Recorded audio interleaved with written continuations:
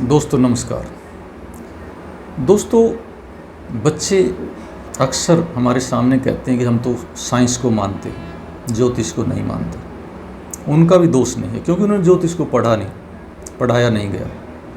लेकिन अगर हम तुलना करें और इस सब्जेक्ट को पढ़ें या सरकार इसको पढ़ाना शुरू कर दे तो आप हैरान रह जाएंगे कि साइंस हमारे शास्त्रों से पैदा हुई है।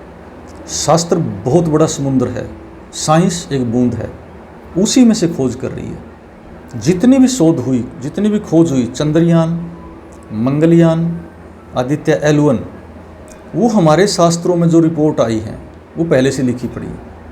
मेरे पास प्रूफ है, मैं आपको दिखा सकता हूँ। निश्चित रूप से हमारे जीवन का सार, पूरे ब्रह्मांड का सार हमारे शास्त्रों में पहले से लिखा गया है। हमारे ऋषियों ने दिव्य दृष्टि से लिखा हुआ है। पिनियल ग्रंथि को जागृत किया, दिव्य दृष्टि प्राप्त की, उसके द्वारा पूरे ब्रह्मांड को देखा और तब जाके हमारे शास्त्र लिखे गए हैं। लेकिन दुर्भाग्य है कि हमने उनको पढ़ा नहीं, आउट ऑफ सिलेबस रहे।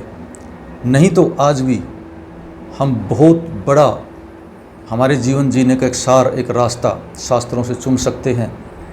और निश्चित रूप से हमारा जीवन शास्त्रों के इर्द गिर्द ही घूमता है, जन्म कुंडली के इर्द गिर्द घूमता है।